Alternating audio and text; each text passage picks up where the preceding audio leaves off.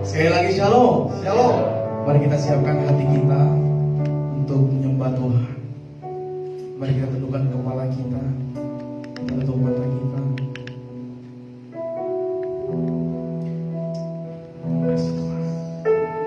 Ajaib dan besar semua perbuatan-Mu dalam hidup kami, Tuhan Yesus. Kami bangga punya Allah seperti Engkau, Allah yang begitu mengasihi kami, Allah yang menerima kami dengan apa adanya hidup kami. Pagi hari ini Tuhan, seberapa kami yang hadir, kami mau bawa hidup kami mau bawa hati kami naik tinggi di hadirat-Mu Tuhan Yesus. Kami percaya Roh Kudus-Mu hadir di tengah-tengah kami pagi hari ini, melawat setiap jemaat Tuhan yang hadir, memulihkan setiap kami Tuhan. Terima kasih banyak Tuhan Yesus. Kami mau serahkan ibadah kami Tuhan, dari awal pertengahan sampai selesai di dalam tangan Tuhan.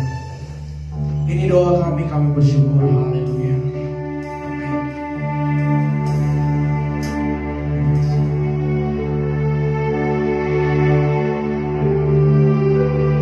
Terima kasih. Terima kasih.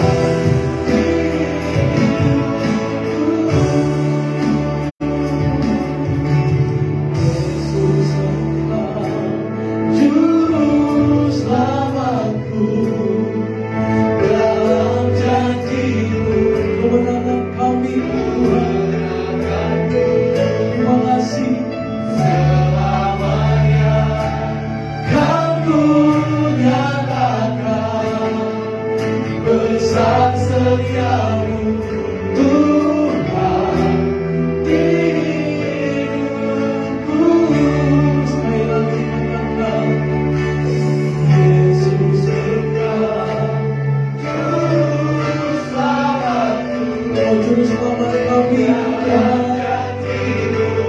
Kemenangan kami.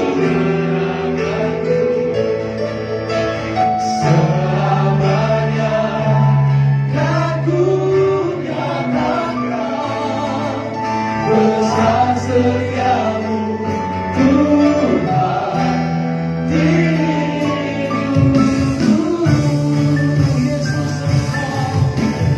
Yesus Engkau, Juru Selamatku, dalam hatiku kemenanganku. Selamanya kan ku nyatakan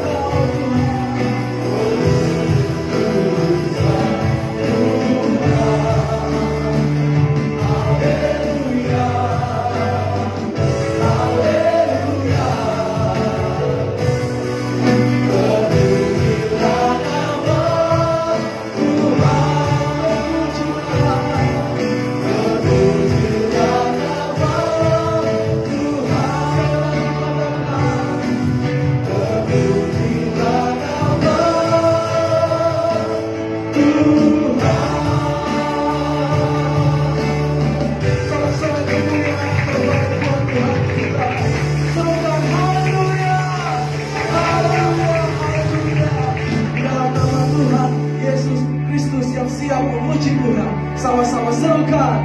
Amin. Haleluya. Yang siap memuji Tuhan boleh lambaikan tangannya buat Tuhan. Haleluya.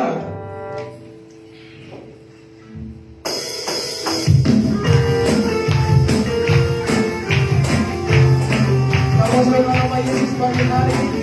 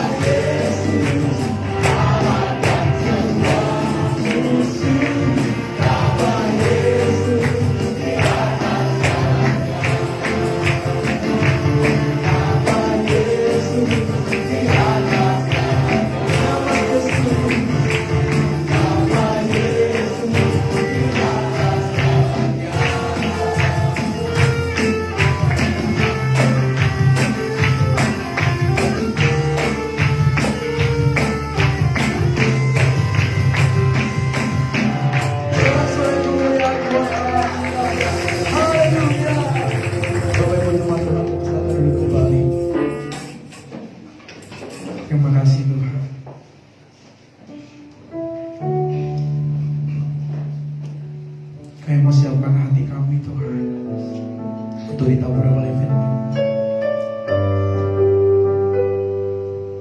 Kami rindukan Engkau berbicara bagi kami semua pagi hari ini Tuhan. Dan kami merindukan Engkau Tuhan. Kami rindu Engkau.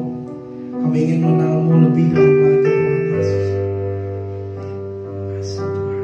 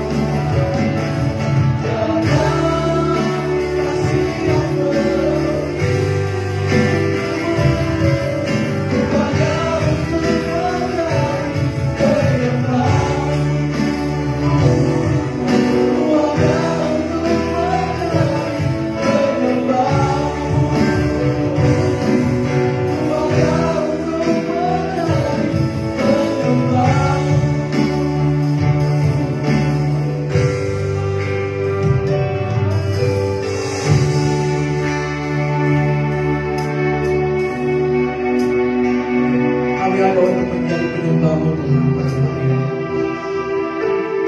Pakai siap kami Tuhan untuk menjadi penyembah-penyembah yang menyembah Kau di dalam roh dan kebenaran. Malam hari ini Tuhan, seberapa kami yang hadir, kami rindu Engkau berbicara bagi kami. Kami mau siapkan hati kami, kami mau siapkan pikiran kami, kami mau siapkan hidup kami Tuhan, untuk ditaburi oleh firman Tuhan. Memberkati hamba-Mu yang akan menyampaikan firman Tuhan. Berkati bibir lidah hamba-Mu Tuhan, sehingga dia boleh berkata-kata atas nama Tuhan, sehingga apapun yang keluar dari mulutnya berasal dari Tuhan, dan semuanya memberkati kami semua Tuhan. Ini doa kami Tuhan. Kami siap sambut terima firman Tuhan dengan mengucap syukur pada Bapa di surga. Di dalam nama Tuhan Yesus Kristus kami berdoa. Haleluya. Amin.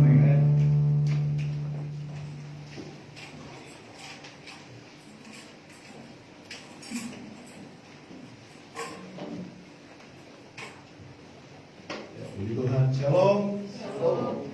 Apa kabar hari ini saudara? Luar biasa, puji Tuhan. Berikan tepuk tangan bagi Tuhan Yesus ini. Semangat pagi-pagi ya, jangan sampai sudah tertidur. Ya, tadi kayaknya doa malam hari hari ini ya. Mungkin belum masih terpengaruh dengan tidur tadi malam. Nah, puji Tuhan saudara, mari kita buka bersama-sama Alkitab kita masing-masing. Dalam Injil Lukas pasal yang kedua. Injil Lukas pasal yang kedua, kita akan membaca mulai ayat yang ke-51 dan 52. Hari ini ada penyerahan anak sesudah firman Tuhan. Jadi saya akan menyampaikan beberapa hal yang berhubungan dengan hal itu. Dan juga pada hari ini tema kita sepanjang minggu ini adalah perkataan berkat. Jadi ada hal-hal yang berhubungan dengan perkataan berkat dan juga buat berkat bagi anak-anak yang akan diberkati oleh Tuhan pada hari ini. Lukas pasal yang kedua ayat yang ke-51 sampai 52, demikianlah firman Tuhan. Lalu ia pulang bersama-sama mereka ke Nazaret, dan ia tetap hidup dalam asuhan mereka. Dan ibunya menyimpan semua perkara itu di dalam hatinya. Dan Yesus makin bertambah besar dan bertambah hikmatnya dan besarnya, dan makin dikasihi oleh Allah dan manusia. Katakan amin untuk firman Tuhan. Nah, ini adalah sepotong kisah dari perjalanan Tuhan Yesus bersama dengan orang tuanya Maria dan Yusuf. Pada usia Yesus yang ke-12 tahun, mereka pergi dalam sebuah perayaan Paskah di kota Yerusalem. Mereka tinggal beberapa mil jauhnya dari Yerusalem, di Nazaret. Kemudian mereka pergi ke Yerusalem. Setiap tahun itu sebenarnya dilakukan. Tetapi Alkitab hanya mencatat pada waktu usia Yesus yang ke-12, Yesus dibawa ke sana. Saudara yang dikasihi oleh Tuhan Yesus Kristus, saya mau ceritakan sedikit mengenai latar belakang kisah ini. Waktu Yesus 12 tahun tersebut pergi ke Yerusalem bersama dengan kedua orang tuanya, ketika mereka merayakan Paskah, kurang lebih ada 7 hari mereka ada di kota Yerusalem. Sesudah itu mereka kembali ke Nazaret. Dalam perjalanan pulang ke Nazaret, orang tuanya Yesus, Maria dan Yusuf, tidak memperhatikan bahwa Yesus ternyata tidak ikut pulang bersama dengan mereka. Ketika mungkin hari sudah menjelang malam atau sore, mereka tentunya membuat tenda untuk berteduh, untuk beristirahat. Dan mereka mencari. Maria mungkin bertanya, Yusuf, mana Yesus? Yusuf berkata, tidak usah khawatir, anak remaja seperti itu pasti sedang berjalan-jalan bersama kawan-kawannya. Tetapi ketika semua mungkin sudah masuk ke dalam tenda, Yesus tidak ada. Mereka kemudian pergi mencari dari satu tenda ke tenda yang lain, karena itu rombongan, saudara. Tetapi mereka tidak menemukan Yesus di sana. Maka paniklah Yusuf dan Maria. Apa yang terjadi? Mereka kemudian kembali ke kota Yerusalem untuk mencari Yesus di sana. Saudara pernah kehilangan anak di mall atau di mana, saudara? Pasti panik, bukan? Demikian kita bisa membayangkan paniknya Yusuf dan Maria pada waktu itu. Saudara, pada waktu itu belum ada handphone, belum ada Google Map, belum ada apa, belum ada semuanya. Dan belum ada sepeda motor seperti sekarang. Mereka harus berjalan kaki loh kembali ke Yerusalem untuk mencari Yesus yang ada di sana. Saya juga berpikir mungkin barang-barang mereka titipkan kepada beberapa tetangga untuk mereka bawa. Mereka harus pergi mencari Yesus. Dan berapa hari mereka cari Yesus? 3 hari, saudara. 1 kali 24 jam, saudara sudah bisa lapor polisi kalau di Indonesia. 2 kali 24 jam atau 1 kali 24 jam, saudara.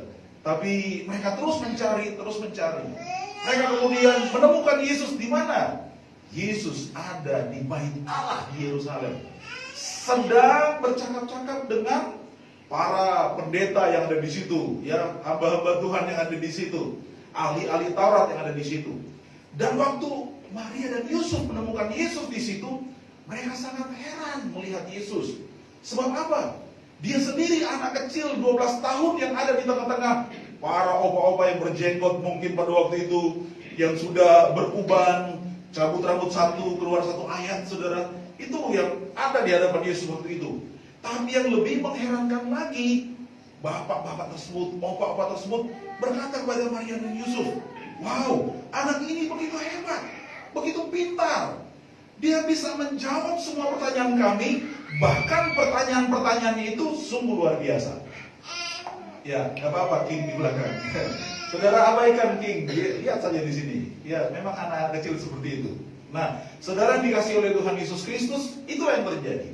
Kemudian mungkin agak kesal saudaraku atau gimana, Maria kemudian berkata, nah, kenapa kau melakukan itu kepada kami?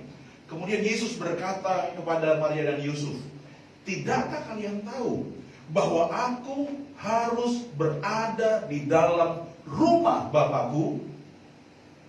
Dalam salinan yang lain atau terjemahan yang lain dikatakan, tidakkah kamu tahu bahwa aku harus berada di dalam bisnisnya Bapakku, di dalam pekerjaannya atau urusan dari Bapakku?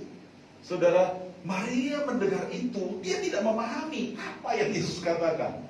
Tetapi saudara yang dikasihi Tuhan, kalau kita membaca ayat-ayat ini, dikatakan begini, lalu ia pulang, ayat 51 tadi, lalu ia pulang atau Yesus pulang bersama-sama dengan mereka ke Nazaret, dan ia tetap hidup dalam asuhan mereka. Perhatikan ayat berikut.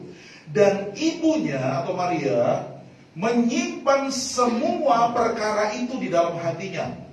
Terjemahan sebenarnya adalah Maria ibunya menyimpan semua perkataan yang ia dengar dari Yesus itu di dalam hatinya. Maria ibunya menyimpan semua, mungkin saudara pernah mendengar kata ini, rema itu di dalam hatinya. Saudara, di dalam Alkitab ada dua terjemahan asli yang diterjemahkan sebagai perkataan. Ada yang disebut logos, kemudian ada disebut rema, saudara. Ya, jadi di sini dikatakan Maria menyimpan rema yang ia terima. Rema itu adalah perkataan yang secara langsung didengarkan. Kalau logos itu berupa tulisan, kata-kata yang sering kita baca, itu juga itu disebut logos, saudara. Nah, saudara yang dikasihi oleh Tuhan Yesus Kristus, dan apa yang terjadi?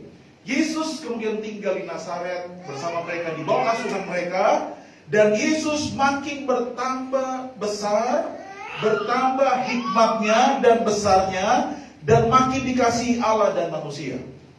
Bapak Ibu yang dikasihi Tuhan, berapa tahun Yesus tinggal bersama Maria dan Yusuf sebelum dia tampil di Galilea untuk memberitakan Injil? Tahu tidak berapa tahun? 30 tahun. Cukup lama, ya, cukup lama, 30 tahun. Dia hidup di dalam asuhan Maria dan Yusuf di kota Nazaret. Saudara, waktu saya menyelidiki kota Nazaret ini, ternyata nama Nazaret ini akar katanya itu adalah, pertama akar katanya itu adalah tunas. Katakan tunas. Saudara, kemudian itu juga akar katanya adalah kata itu juga kalau diterjemahkan secara langsung bisa juga terjemahnya seperti ini, yang dijaga. Katakan yang dijaga. Jadi ada kata tunas dan yang dijaga. Saya ingat sekali dalam kitab Yesaya, kita coba lihat sama-sama. Yesaya pasal yang ke-11.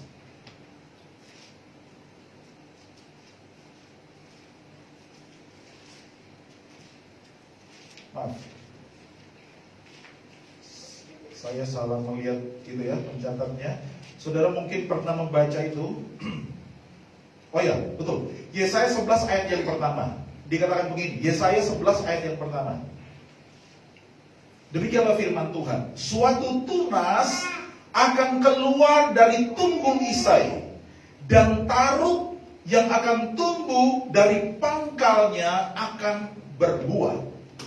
Yesaya telah menubuatkan beberapa ratus tahun sebelumnya bahwa ada tunas yang akan muncul dari tunggul Isai. Saudara tahu tunggul? Tunggul itu adalah pohon, ya, bagian pohon yang sudah ada pohon besar itu dipotong, kemudian sisa potongan itu, bagian akarnya ke bawah itu disebut tunggul. Dan kemudian itu muncul tunas dari situ. Siapakah sang tunas itu? Tunas itu adalah Yesus sendiri. Sehingga dia harus ada di kota Nazaret. Kota itu juga akar katanya adalah tunas.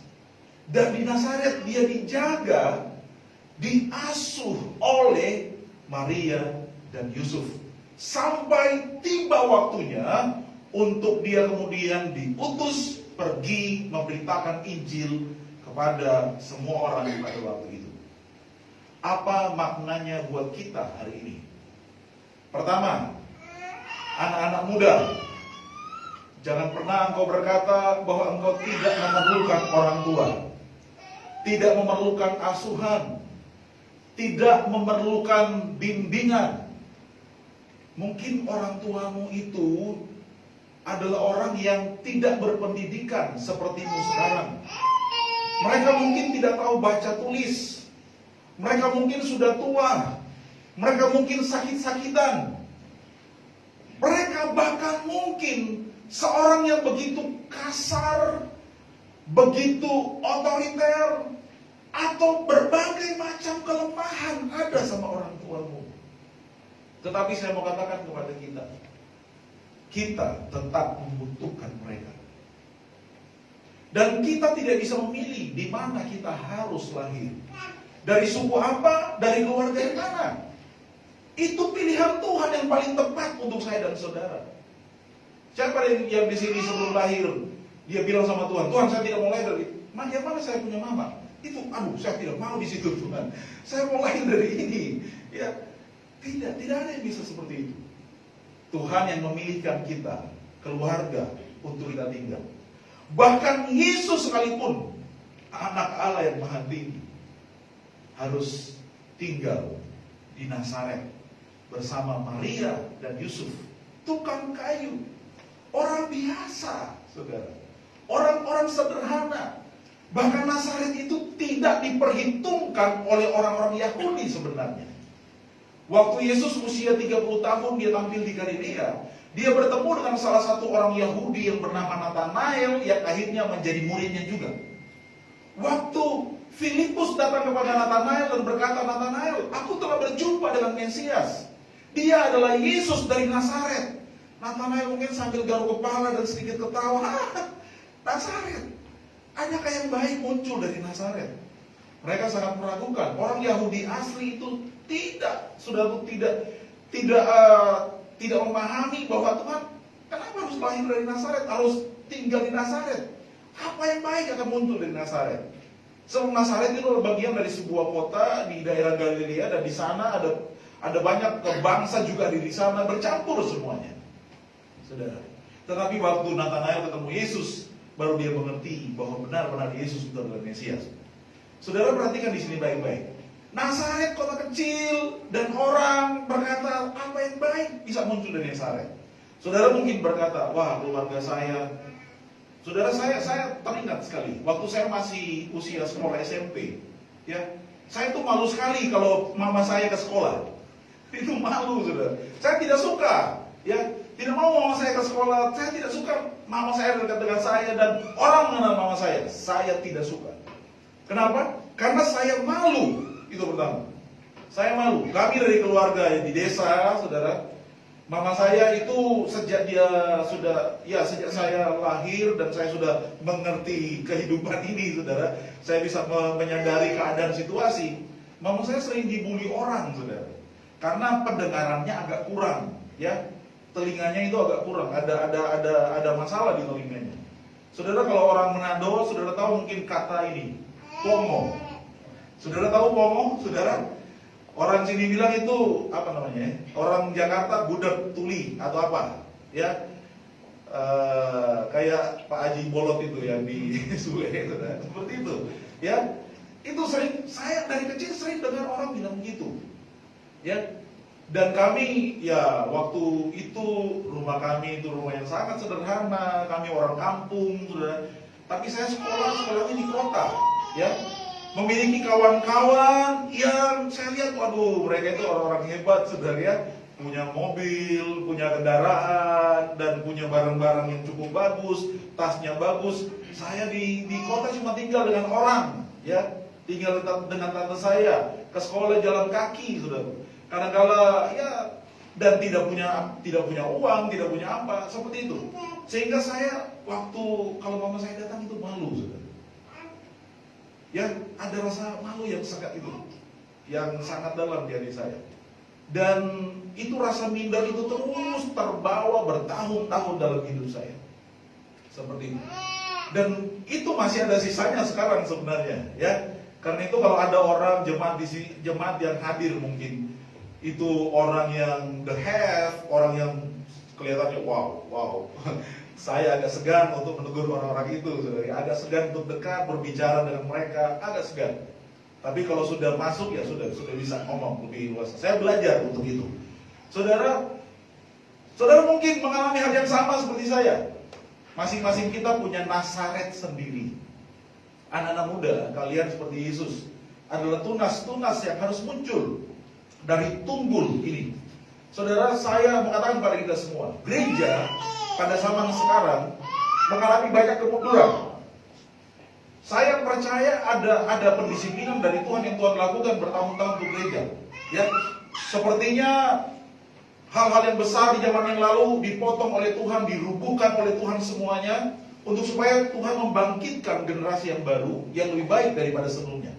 Seperti bangsa Israel harus dibuang dulu, harus didisiplin dulu, baru muncul orang-orang yang baru muncul Yesus.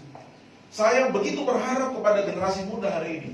Saudara harus menjadi tunas yang muncul dari tunggul gereja. Saudara harus muncul dari situ. Setiap Tuhan akan melakukan sesuatu, melakukan rencana yang besar, menyelamatkan sebuah bangsa. Dia pasti akan pakai satu keluarga yang kemudian akan melahirkan seorang anak. Waktu Tuhan mau selamatkan Israel dari Mesir, dia pakai keluarga Amram dan Yokebed dan melahirkan Musa.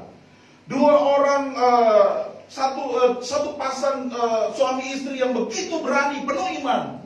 Mereka simpan Musa beberapa bulan lamanya. Walaupun hari itu ada ancaman setiap anak laki-laki yang lahir dari orang Israel harus dibuang ke sungai Nil. Saudara, tapi Tuhan pakai mereka dan Musa menyelamatkan Israel. Dan Tuhan menyelamatkan dunia. Dia harus pakai satu keluarga bernama Maria dan Yusuf. Saudara, ada king, ada queen di sini yang masih kecil-kecil. Tuhan mungkin telah membawa mereka ke dunia ini. Dan saya yakin itu terjadi. Memakai Pak Sarvin, Ibu Olivia untuk melahirkan anak-anak yang nantinya akan bertumbuh semakin besar, semakin bertambah hikmatnya dan besarnya, semakin dikasihi oleh Allah dan manusia. Biarlah ini yang ada di hati para orang tua. Dan ini pengharapan ini juga yang harus ada di hati anak-anak muda yang ada pada hari ini. Kalian harus bertumbuh menjadi tunas yang harus bangkit, berdiri, tegak, menghasilkan buah dan menegakkan kembali kerajaan sorga di tengah-tengah dunia ini. Menegakkan kembali, saudaraku, nama Tuhan di tengah-tengah dunia ini. Tuhan akan menyatakan kuasanya pada akhir zaman ini. Saya percaya. Sebab kalau kita baca kitab Kisah Para Rasul, saya cemburu dengan orang-orang yang ada pada waktu itu. Jemaat mula-mula. Kebanyakan bukan orang-orang yang punya banyak harta, tidak. Tapi orang-orang biasa, dari kalangan yang terbelakang kebanyakan. Tidak terpelajar. Bahkan murid-murid waktu itu, banyak di antara mereka, para pemimpin murid-murid Petrus, seperti Petrus dan Yohanes. Ketika mereka berdua ditangkap, orang itu, para pemimpin yang menangkap mereka itu heran. Ini dua orang ini tidak terpelajar. Tetapi mereka begitu memiliki roh yang begitu kuat untuk berbicara kepada bangsa itu pada waktu itu. Saudara yang dikasihi Tuhan, sehingga terjadi banyak lawatan, banyak mujizat, banyak kegerakan. Dari 12 orang menjadi 120 orang yang menunggu hari di mana Roh Kudus dicurahkan. Dari 120 orang itu termasuk Maria yang ada pada waktu itu. Maka seluruh Asia Kecil sepertinya digoncang. Palestina digoncang. Bahkan Injil bisa diberitakan sampai ke Eropa, saudara. Eropa itu bangsa barbar. Tetapi karena Injil masuk ke sana, Eropa berubah. Saat ini Eropa menjadi negara yang sangat hebat, saudara. Karena ada orang-orang di Eropa yang diselamatkan, Injil bisa masuk di Indonesia. Kebanyakan yang bawa Injil ke Indonesia, ke Sulawesi Tengah, semua orang dari Eropa. Orang dari Jerman, orang dari Belanda, saudaraku. Bahkan saudaraku ada orang dari Amerika dan berbagai tempat, saudaraku, di seluruh dunia. Saya mau katakan pada saudara, itu kenapa? Karena ada orang-orang di gereja mula-mula yang dipakai Tuhan untuk melakukan hal yang besar pada waktu itu. Saudara baca kitab Kisah Para Rasul. Ini kitab yang tidak ada endingnya sebenarnya. Kalau saudara baca kitab Kisah Para Rasul, saya di ujung Kisah Para Rasul, saya bilang, kenapa berhenti? Kenapa ceritanya berhenti di sini? Berhenti waktu Paulus memberitakan Injil di Roma. Dan endingnya mana? Biasanya kalau endingnya kan yang itu, yang jagoannya kan mati, kemudian mungkin jadi raja atau jadi apa? Ini tidak. Paulus di penjara sudah selesai ceritanya. Kenapa Kisah Rasul belum selesai? Anda yang harus menyelesaikannya. Amin. Kita yang harus menulis kisah itu. Sebab Kisah Para Rasul itu kisah tentang utusan-utusan Tuhan. Dan kita diutus oleh Tuhan ke dunia ini. Amin.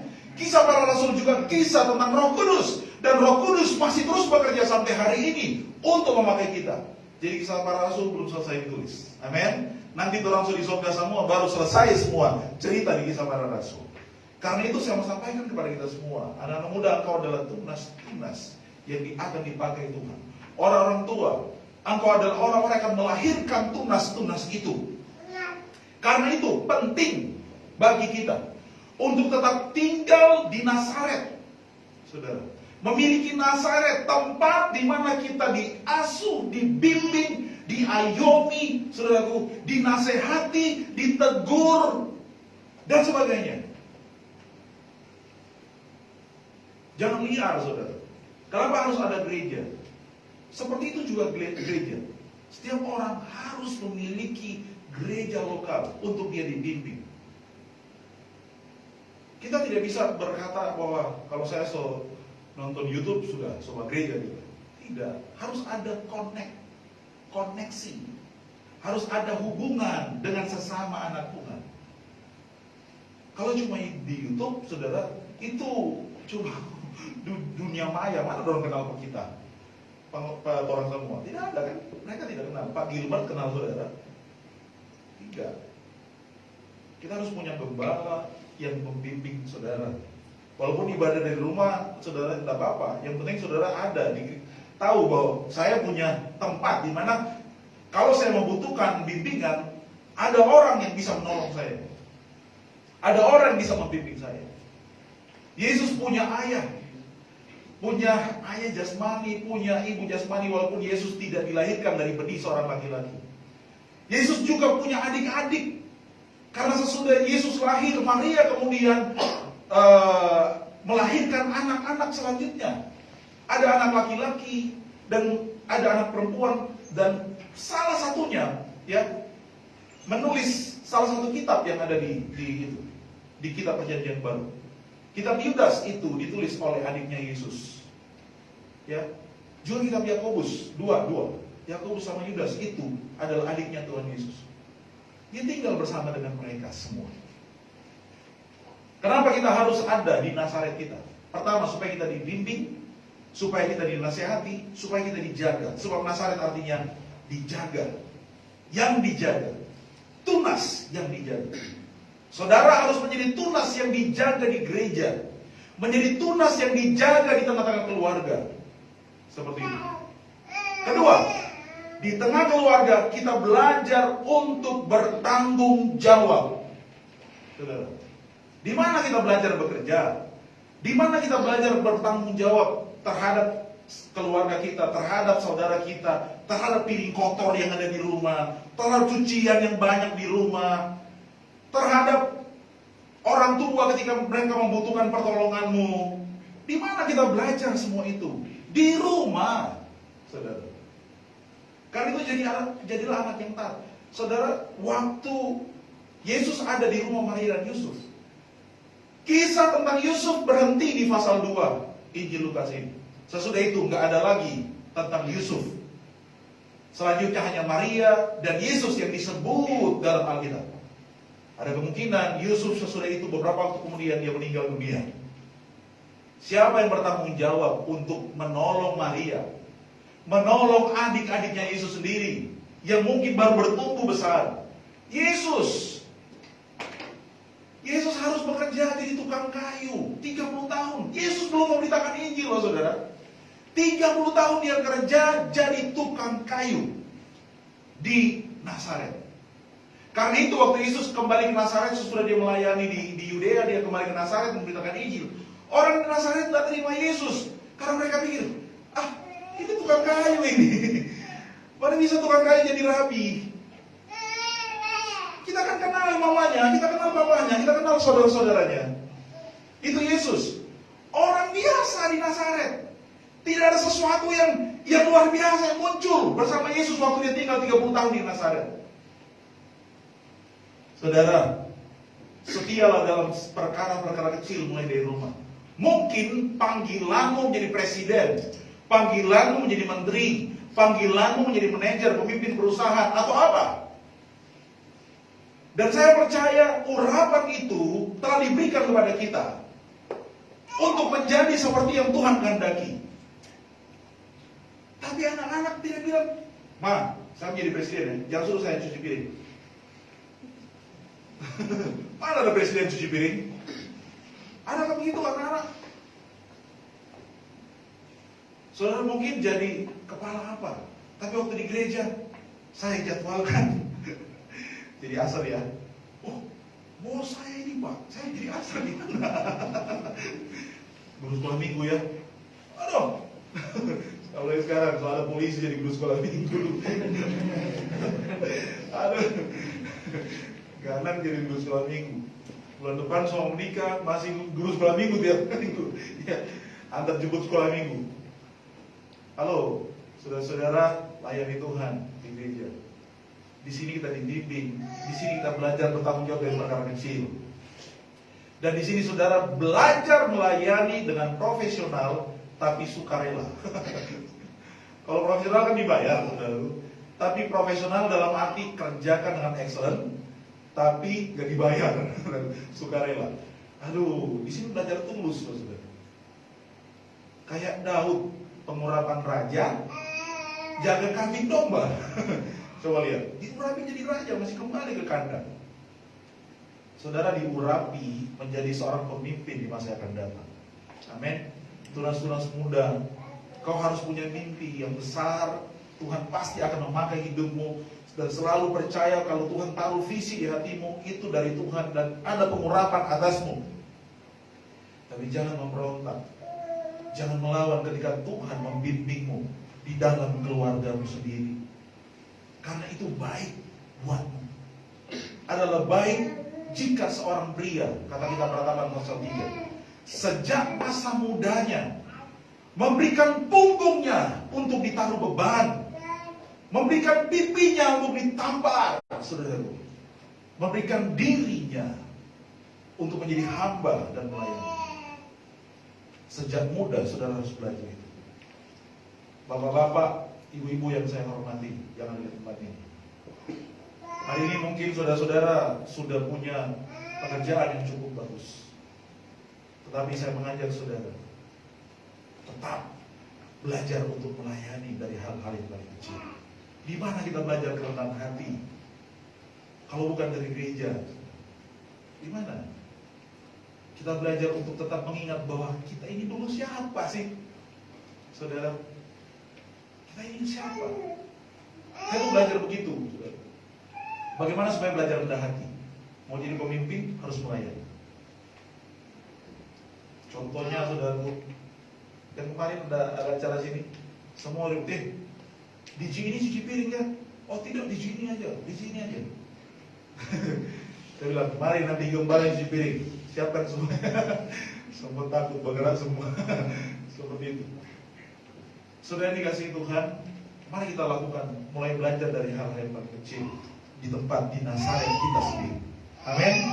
Dan saya percaya, tunas itu tidak akan tetap tinggal di tunas. Dia akan bertumbuh jadi besar. Yang penting ada yang menjaganya. Amin. Tahukah saudara, orang-orang di sekitarmu adalah penjaga-penjaga yang Tuhan taruh untukmu. Mungkin kau bilang, papa ini jahat sekali. Mama ini larang-larang saya terus. Halo? Saudara akan merindukan larangan mamamu dan larangan papamu waktu mereka sudah tidak ada. Dan saudara akan sangat-sangat berterima kasih. Untung saya punya papa dan mama seperti itu. Kalau tidak, saya mungkin tidak jadi seperti itu. Dan banyak anak-anak akan menyesal. Kenapa saya lawan orang tua saya? Kenapa saya lawan mama saya? Hidup saya tidak akan kacau begini kalau saya tidak melawan orang tua saya. Dengarkan nasihat pemimpin-pemimpin. Saya ini anak suka melawan dulu. Saya lawan mama saya lawan bapak saya lawan tante saya waktu saya tinggal. Saya pernah, saudaraku, karena saya dilarang saudaraku jalan sama pacar saya waktu di Manado, saudara. Tante saya kejar sampai tengah jalan, dipanggil sama saya. Malu kan saya? Saya teriak marah sama tante saya. Saya menyesal saya lakukan itu. Dan saya terima akibatnya loh, saudara. Akibatnya sangat-sangat berat buat saya. Saya menyesali semuanya. Ada anak-anak yang masih melawan orang tua hari ini, yang tidak menghormati keluarga orang tua. Hormati orang tua. Mungkin kau lihat mama tidak bisa jadi lawan buat saya. Ingat baik-baik, menghormati orang tua bukan karena apa yang dia lakukan, bukan karena dia baik, tetapi hormati orang tua karena dia adalah otoritas yang Tuhan tempatkan atas hidupmu. Hukum yang kelima, hormatilah ayahmu dan ibumu supaya lanjut umurmu di tanah yang Tuhan berikan kepadamu. Lanjut umur dan berbahagia di tanah yang Tuhan berikan kepadamu. Tidak ditulis begini, hormati orang tuamu kalau dia baik supaya lanjut umurmu. Tidak, hormati orang tuamu, titik. Kata hormat adalah memberi nilai yang lebih karena mereka otoritas kita. Hormati mereka. Taati mereka. Kecuali kalau orang suruh pergi mencuri, bilang, "Ma, saya hormat sama mama, saya sayang sama mama, tapi tolong saya tidak mau mencuri. Saya takut sama mama." Saudara paham maksud saya? Paham ya? Tetap hormati mereka. Jangan kau bentak ngomong, "Apa mau ini? Suruh saya mencuri." Mama kurang ajar. Sedangkan saya kasih contoh ini, saya takut bicara. Kayak mau tak kancing sampai leher kalau bilang begitu sama orang tua. Dan saya lihat anak-anak masih kecil suruh belajar begitu. Bilang mau begini, mau begitu. Waduh. Belajar untuk menghormati orang tua. Amin. Tepuk tangan bagi Tuhan Yesus. Tadi anak-anak yang diserang, sekarang orang tua. Nah, saudara perhatikan sini baik-baik. Yesus bertumbuh makin besar, makin dikasih oleh Allah dan manusia. Apa peran Yusuf dan Maria di sini? Saudara, saya merenungkan di sini. Mari kita baca kembali ayat yang ke-51 dari Lukas pasal 2 tadi. Lalu ia pulang bersama-sama mereka ke Nazaret, dan ia tetap hidup dalam asuhan mereka. Dan ibunya menyimpan semua perkara atau perkataan atau rema itu di dalam hatinya. Perhatikan di sini baik-baik. Setiap orang tua harus bertanggung jawab mengasuh anak-anaknya. Ya, setiap orang tua harus bertanggung jawab mengasuh anak-anaknya, merawat, membimbing mereka. Mereka bukan milikmu, mereka itu milik Tuhan yang dititipkan kepadamu. Kau harus bertanggung jawab. Setiap kita punya panggilan yang Tuhan tetapkan buat kita. Kalau ada ibu-ibu yang dipanggil untuk menjadi wanita karir, silakan. Tetapi ingat baik-baik, jangan pernah lupa tanggung jawabmu sebagai seorang mama di rumah, seorang istri di rumah. Jangan pernah ditinggalkan. Kalau memilih untuk jadi wanita karir, harus bisa punya hikmat untuk membagi waktu bagi anak-anak dan bagi keluarga. Seperti itu. Dan kalau Tuhan tidak panggil untuk jadi wanita karir, jadi ibu rumah tangga, bersyukurlah, itu panggilan tertinggi buatmu, para ibu-ibu. Karena suatu hari nanti setiap kita akan mempertanggungjawabkan apa yang kita lakukan di hadapan Tuhan. Mungkin dipanggil Ibu Rati, maju.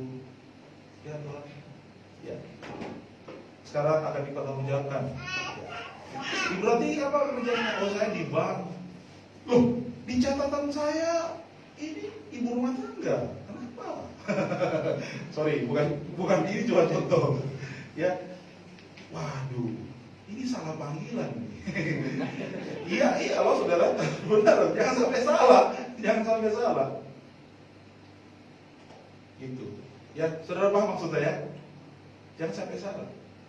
Ada ibu-ibu yang, aduh, kalau saya jadi ibu rumah tangga kayaknya tidak cocok di zaman sekarang, ibu rumah tangga.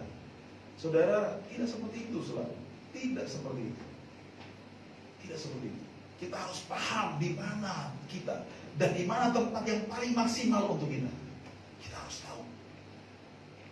Jangan sampai kita waktu mau bertanggungjawabkan, ibu rumah tangga ini maju, tidak ada yang maju. Kamu oh tidak, saya bukan ibu rumah tangga, saya ini. Loh, di sini tercatat itu, ibu. Kenapa? Karena salah melakukan panggilan. Jangan lupa ya, tanggung jawab setiap orang tua.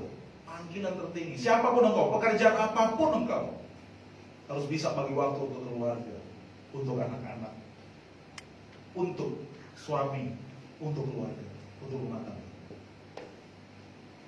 Hidup ini bukan hanya uang.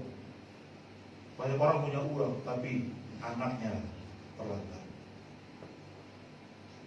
Saudara, perhatikan ini baik-baik.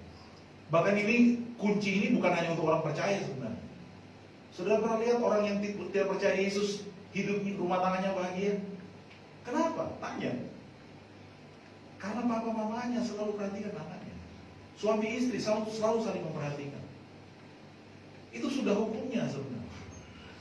Sebab Tuhan pertama menciptakan Adam dan menyediakan penolong buat dia. Sesuai dengan memberikan anak-anak kepada mereka. Itu yang lebih dulu diciptakan. Baru saudaraku. Dan semua tujuan pekerjaan mereka untuk menghidupkan anak-anak yang diberikan Tuhan kepada mereka. Amin saudara. Dan Alkitab mengatakan, anak-anak muda seperti anak panah di tangan pahlawan. Orang yang telah membuat tabung panahnya penuh dengan anak-anak panah tidak akan pernah malu berdiri di hadapan pintu gerbang berhadapan dengan lawan-lawannya. Saudara dikasih Tuhan, perhatikan baik-baik. Anak-anak kita yang dibentuk seperti anak panah adalah alasan buat Yesus, pahlawan kita, berdiri di kota kita untuk mempertahankan kota ini. Kenapa? Karena ada orang-orang muda yang dipersiapkan untuk menjadi alatnya di masa yang akan datang.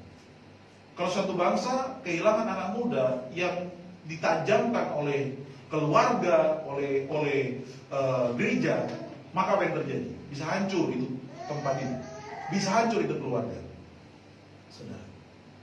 Karena itu kalau saudara baca Alkitab, keturunan Kain itu diidentikan dengan begini. Keturunan Kain melahirkan ini, dan mereka menjadi pemain musik yang pertama, penuang logam yang pertama. Tapi kalau keturunan Set, orang-orang baik itu cuma ditulis. Set melahirkan ini, Set, Enos, apalagi sampai Henok, kemudian Nuh dan anak-anaknya. Loh, kenapa cuma ditulis begitu? Kan ditulis prestasi mereka. Karena Tuhan lebih mementingkan kita menolong keluarga-keluarga kita untuk bangkit memiliki hubungan pribadi dengan Tuhan. Amin, saudara? Amin. Kemudian berikutnya, saudara, bertanggung jawab, dan berikutnya di sini dikatakan Maria menyimpan rema yang ia terima di dalam hatinya. Kalau dalam ayat yang lain dikatakan Maria juga merenungkannya di dalam hatinya.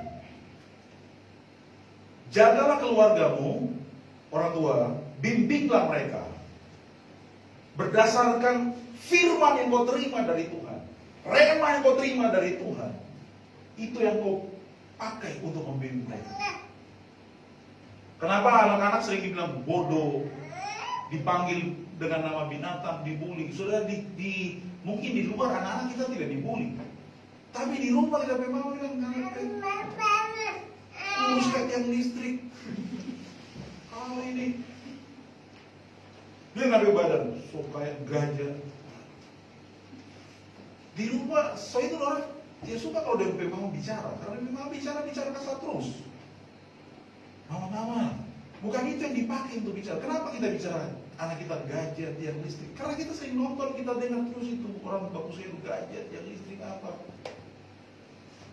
Kita tidak pernah simpan firman di hati untuk kita pakai bagi anak-anak kita. Maria menyimpan perkataan firman itu di hatinya. Dia renungkan, dia katakan. Karena itu di usia Yesus yang ke-30, waktu Maria panggil Yesus dan murid-muridnya pergi ke pernikahan di Kana, dan anggur habis, Maria datang sama Yesus. Anakku, mereka gak bisa anggur. Yesus sudah tahu apa maksud mamanya. Yesus bilang, Ma, waktu belum tiba. Tapi mamanya kenal Yesus. Mamanya langsung berpaling kepada pelayan-pelayan di situ. Kalian, apa yang Yesus katakan, lakukan. Baik ibu. Sudah, kenapa Maria bisa ngerti seperti itu, bahwa Yesus bisa menolong keadaan itu? Yesus bisa melakukan sesuatu sebab ia selalu menyimpan setiap firman yang ia dapatkan. Mulai dari firman dari Gabriel, waktu malaikat Gabriel datang kepadanya untuk berbicara, dia simpan dan dia renungkan. Dia renungkan juga untuk gembala-gembala datang, dan gembala-gembala bilang, kami lihat malaikat dan anak ini akan menjadi penyelamat dunia. Maria dengar itu dengan terkagum-kagum, dia simpan, dia renungkan. Begitu juga waktu dia dengar Yesus bilang gini, tidakkah kalian tahu bahwa aku harus ada dalam pekerjaan Bapakku? Aku harus ada di rumah Bapakku. Maria walaupun tidak ngerti, dia terima, dia simpan di hati, dan dia renungkan. Tentunya sepanjang 30 tahun itu, waktu dia melihat kehidupan Yesus, dia melihat kehidupan doa Yesus, dia melihat bagaimana Yesus bekerja di rumahnya, menolong dia, menolong anak-anaknya. Dia mulai paham benar apa yang dikatakan oleh Gabriel. Karena itu tepat pada waktunya dia berkata, anakku, tolong keluarga ini. Mereka butuh sesuatu. Mereka gak bisa anggur. Ibu, waktuku belum tiba. Tapi Maria tahu siapa Yesus. Seorang yang suka menolong, yang bisa melakukan sesuatu. Dia berpaling kepada klien-klien. Apa yang Yesus katakan? Lakukan. Dari mana itu? Dari perenungan sepanjang 30 tahun. Halo, saya akan sangat bersyukur suatu waktu nanti saya sendiri akan datang sama Excel, waktumu sudah tiba. Kau maju di depan. Itu loh, saudara. Kenapa? Karena saya merenungkan sesuatu tentang diri. Amen. Ibu-ibu, bapak-bapak, suatu hari nanti atau sendiri yang harus mengutus anak-anaknya, anakku pergi. Sudah tiba waktunya untuk Mama sudah berdoa sekian tahun untukmu, dan Mama tahu hari ini adalah waktu. Waduh, saudara, saya kalau melihat itu sangat bangga, saudara. Kalau ada orang tua yang datang sama saya, ada papa atau mama saya yang berkata, anakku sudah tiba, pergi. Saudara yang dikasihi Tuhan, jadilah orang tua yang pertama-tama tahu bahwa anaknya akan menjadi seperti apa. Karena apa? Karena kau berdoa dan merenungkan firman untuk dia sendiri. Ajar anak-anakmu takut akan Tuhan. Ajar dia firman Tuhan. Dari kecil jangan cuma kasih nonton kartun terus, kasih nonton ini. Jangan lepas mereka dengan semua gadget yang ada di tangan mereka, saudara. Tetapi bimbing mereka dalam firman Tuhan. Bawa mereka untuk baca firman setiap hari, renungkan firman setiap hari, berdoa setiap hari. Indah sekali loh saudara. Saudara, di saat saya lagi down, lagi lemah, saudara. Waktu saya bangun pagi, saya itu Tuhan kayak buat waktu saya bangun, saya lihat anak saya sudah biasa keras ya tidur dengan kami, dia sudah duduk berdoa, sudah baca Alkitab. Wow, saudara, itu juga menjadi penghiburan buat kita, menjadi semangat dan kekuatan buat kita. Kadang-kala sudah mau tidur, biasanya kayak tadi malam ya, sudah mau tidur, saya sudah tertidur sedikit ya. Karena Gracia masih latihan terus, dia punya tamborin. Dia latihan terus karena dia mau tampil pagi ini. Karena baru dia lihat videonya dari Agi. Dia latihan sampai malam. Kemudian dia matikan lampu, dia tidur. Dia mau tidur, dia berdoa dulu. Dia kalau saya, Pak, so berdoa. Saudara, itu anak-anak. Kalau kita bimbing mereka dengan baik, mereka akan menjadi contoh buat kita sebenarnya. Masih kecil mereka perlu dibimbing seperti itu. Supaya waktu masa remaja, itu masa paling penuh pergolakan. Mereka bisa kuat. Walaupun kadang-kadang mereka terseret sedikit. Ada perubahan ketika anak saya Priska jadi remaja. Ada beberapa perubahan. Waktu kecil, aduh dia, saya lihat, wih anak luar biasa orangnya. Tapi waktu remaja ada perubahan. Tetapi saya paham, itu memang harus dilewati oleh anak-anak remaja kita. Tetapi satu hal yang saya selalu tahu, bahwa di hatinya ada firman. Firman itu yang berbicara kepadanya. Di saat dia tersesat di dalam dunia ini, dunia remajanya, pasti akan ada suara di hatinya karena pernah disimpan dalam hatinya. Amin. Itu orang tua harus lakukan.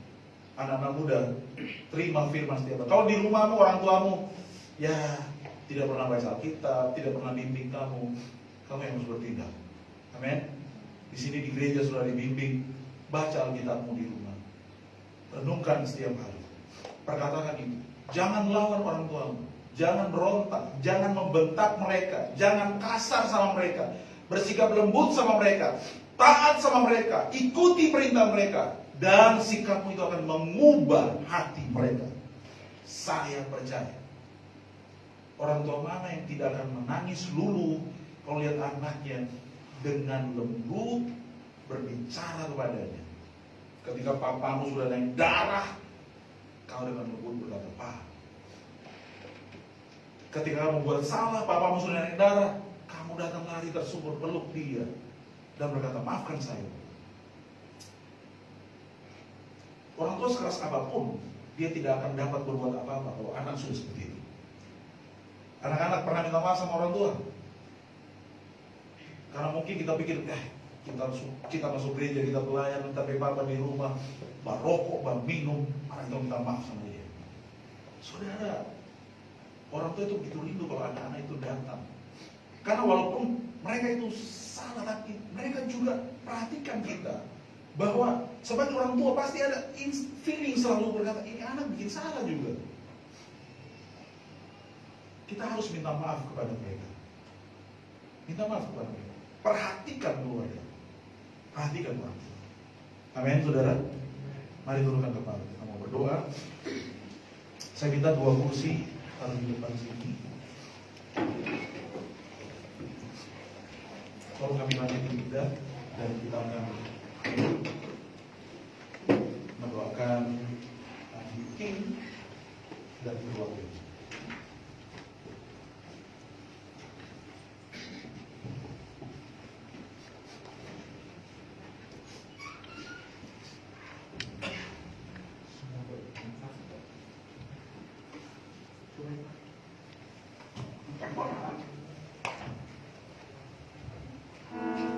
Kita akan melakukan penyerahan anak Adik King Stephen Lee Rumenda. Lu ya namanya ya? Oke. Mari Pak Mas Arvin sama Ibu. Queen juga di bawah, nggak apa-apa. Queen, ayo Queen.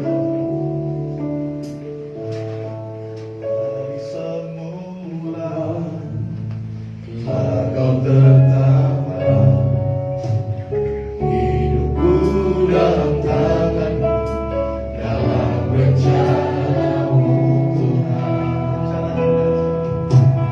Rencana indah telah kau siap bagi masa depan, bagi masa depan yang penuh harapan. Semua baik, semua baik, semua baik. Apa yang telah kau perbuat di dalam hidupku, semua baik, semua baik, semua teramat baik. Kau jadikan hidupku berarti. Semua baik, semua baik, semua baik. Apa yang telah kau perbuat di dalam hidupku, semua baik, semua teramat baik.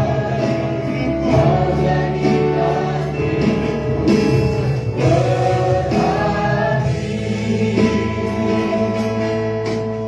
Mari kita renungkan setiap firman yang kita dengarkan saat ini, khususnya bagi kedua orang tua, Mas Syarvin dan Ibu Olivia. Renungkan setiap kebenaran yang kita dengar. Anak-anak kita adalah tunas-tunas yang Tuhan taruh di dalam rumah kita. Firman Tuhan berkata bahwa mereka seperti tunas zaitun di sekeliling meja kita. Mazmur 128 mengatakan itu. Karena itu, jadilah orang tua yang dapat bertanggung jawab untuk membimbing anak-anak kita. Hidup takut akan Tuhan. Renungkan firman Tuhan setiap hari dan perkatakan firman untuk mereka. Tumpangkan tangan atas mereka, doakan mereka dan berkati mereka dengan firman yang kau dapatkan dari Tuhan. Maka saya percaya mereka akan dibentuk sesuai dengan firman Tuhan. Terima kasih Bapak buat anugerah-Mu saat ini. Kami akan berdoa menyerahkan Tuhan adik King Stephen Lee Lumenda ke dalam tangan Tuhan. Kami percaya Tuhan mengasihi keluarga ini. Tuhan pasti akan memberkati dan menolong mereka. Kami bersyukur kepada-Mu Bapa. Dalam nama Tuhan Yesus kami berdoa. Haleluya. Amin. Sebelum kita berdoa untuk adik King, saya ingin sampaikan kepada kita sekalian, kalau di gereja kita, GBI atau gereja-gereja Pentakosta, di Advent juga begitu, tidak ada baptisan anak, tetapi penyerahan anak. Baptisan itu baptisan dewasa kalau di tempat kita. Karena itu anak-anak perlu dibawa kepada Tuhan, diserahkan kepada Tuhan. Sama seperti pada waktu Yesus, ada orang tua yang membawa anak-anaknya kepada Tuhan Yesus, dan Tuhan Yesus menumpangkan tangan atas mereka semua.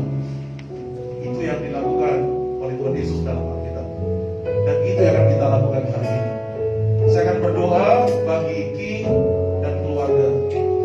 Jemaat mari juga berdoa bersama-sama, dan kita percaya bahwa Tuhan Yesus hadir di tengah-tengah kita. Tangan Tuhan sendiri akan memberkati keluarga ini, memberkati anak-anak mereka. Saya undang kita bangkit berdiri bersama-sama. Kita nyanyikan pujian ini sekali lagi, dan kita akan berdoa bagian lainnya. Semua baik. Semua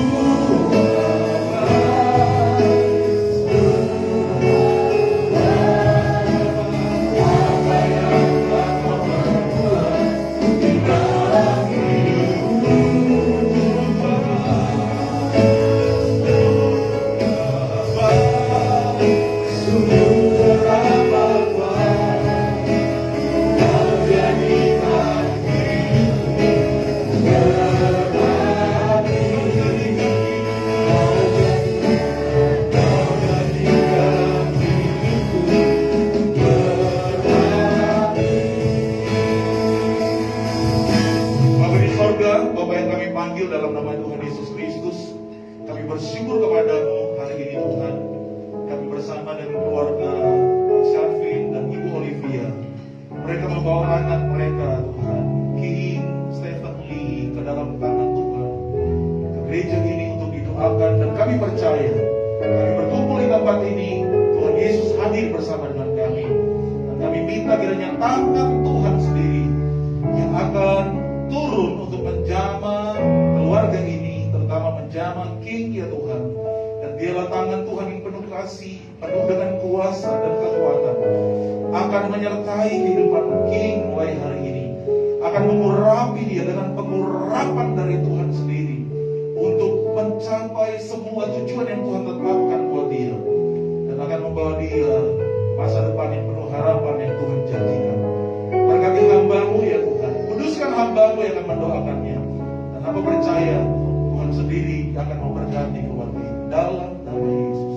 Terima kasih.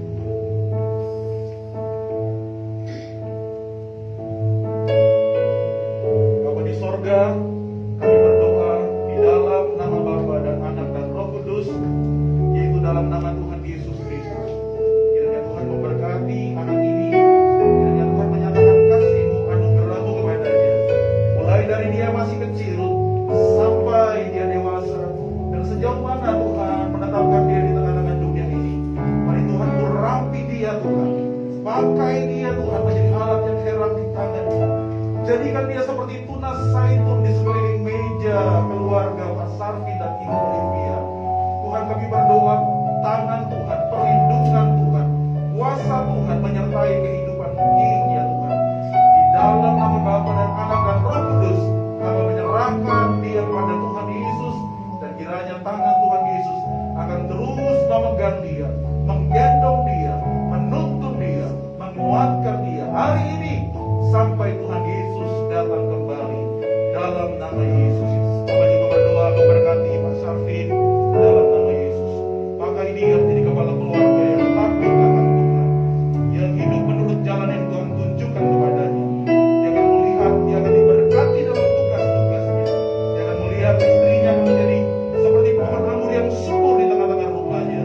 Anak-anaknya menjadi tunas zaitun sekeliling mejanya. Dalam nama Yesus, Tuhan juga berkati Ibu Olivia. Jadikan istri yang menjadi penolong yang baik untuk suami, istri yang takut akan Tuhan. Tuhan memiliki panggilan untuk kehidupannya. Tuhan akan menuntun dia dan mengurapi dia dalam nama Yesus. Kiranya kasih karunia dari Tuhan akan menjadi bagian kedua keluarga ini Tuhan, kedua Bapa dan Ibu ini dalam nama Yesus. Hamba juga berdoa Tuhan untuk Queen dalam nama Yesus. Tuhan juga memberkati dan menyatakan anugerah untuk Queen, pakai dia menjadi anak yang takut akan Tuhan. Dalam nama Yesus kami bersyukur kepada-Mu. Ini doa kami bawa dalam nama Yesus.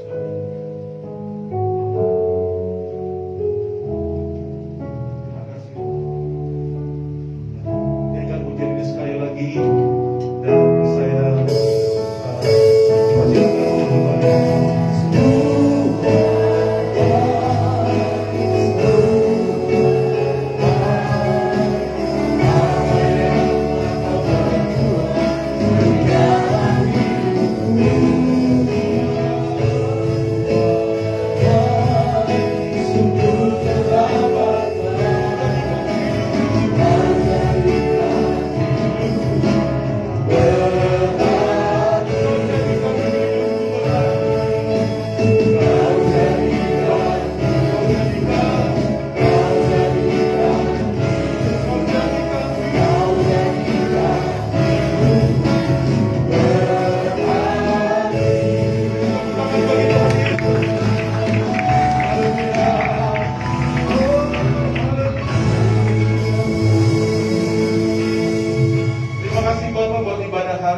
kami percaya Engkau dengan segala kebaikan-Mu dan kasih setia-Mu yang selalu baru setiap pagi, yang tidak pernah habis, yang tidak pernah berkesudahan, akan memberkati hidup kami dan menjadikan hidup kami berarti.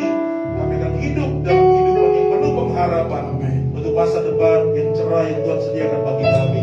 Kami berdoa berkati seluruh umat Tuhan yang pagi ini datang ke tempat ini atau yang mengikuti ibadah online di rumah mereka masing-masing.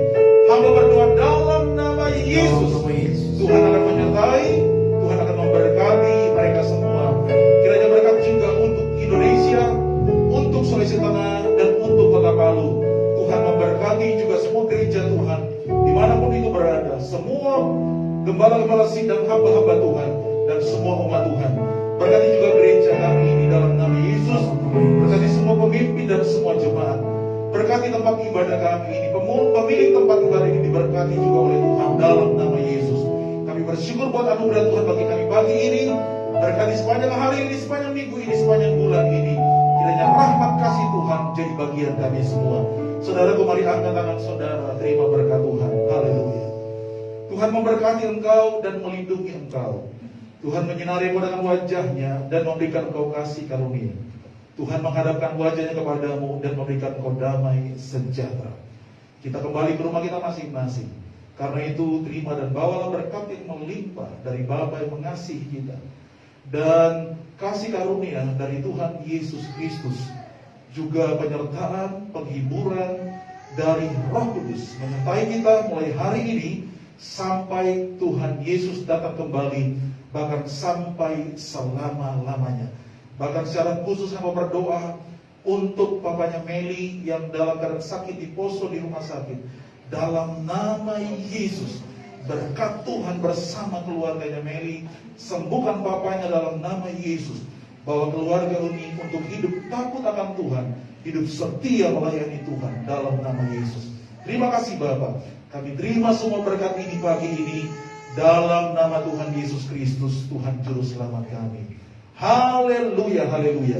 Semua yang percaya katakan bersama saya. Amin. Puji Tuhan, silakan duduk kembali. Ya. Saudara yang dikasihi Tuhan Yesus Kristus, sebagai pengumuman sebelum saudara pulang, pada sebentar sesudah ini jam 10 ada ibadah sekolah minggu di 3 tempat ya, di Metron, kemudian di Laswani, dan di Tinggene di rumahnya Pak Safin dan Ibu Olivia, di rumahnya King dan Queen ya. Jadi bapak-bapak yang punya anak-anak yang berdekatan dengan tempat-tempat tersebut, silakan membawanya ke sana.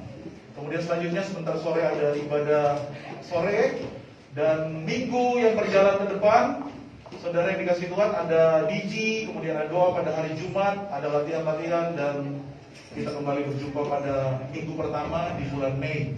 Dan saya mengingatkan saudara-saudara, khususnya pelayan, di bulan Mei nanti itu ada 2 pernikahan yang akan dilakukan. Yang pertama pernikahan saudara Hiro tanggal 12 Mei, tapi tidak akan dilakukan di sini, tapi akan dilaksanakan di Luwuk ya, di Luwuk di Balantang. Kemudian yang kedua adalah saudara Gantang dan Yolanda pada tanggal 21 Mei.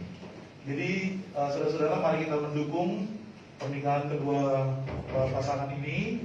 Dan para pelayan diharapkan untuk bersiap karena pelayanan akan dilakukan juga. Saudara bisa luangkan waktu hari Jumat tanggal 21 Mei pagi ya. Bagi yang bekerja, kalau mau melayani pada hari itu tentunya harus minta izin ya. Jadi saya berharap saudara-saudara bisa meluangkan waktu untuk saudara-saudara kita ini. Terima kasih buat kehadiran kita sekalian. Sampai berjumpa lagi pada minggu yang akan datang atau pada hari-hari yang akan datang. Sampai jumpa, shalom. Shalom.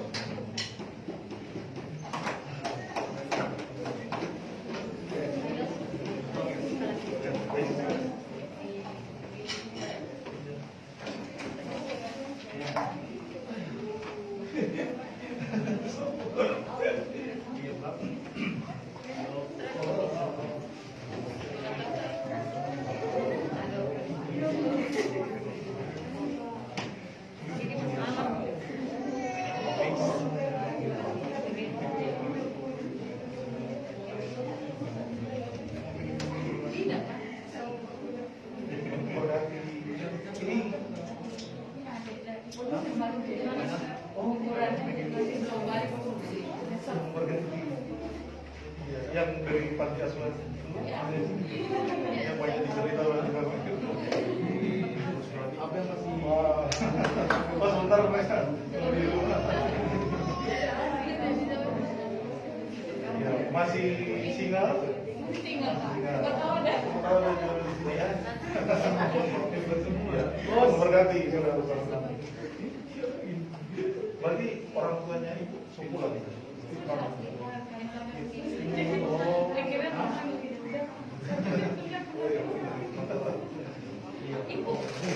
Iya, ada pelayanan itu.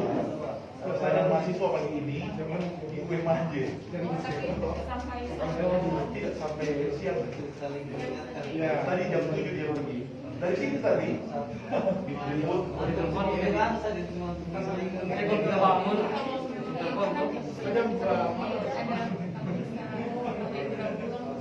Oh iya. Oh, terima kasih.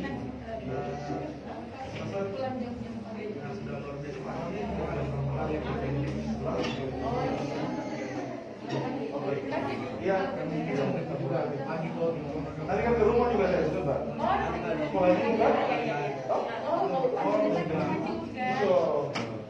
Motor kita sama mereka. Iya. Kami dan Malaysia kami, Palestina itu ada dengan kami, kami dan kami terus kami Tuhan. Sorry, kami bersebut kami jalan juga. Ini sama saya siapa lagi? Biasa ya. Silakan kami kalau Indra dengan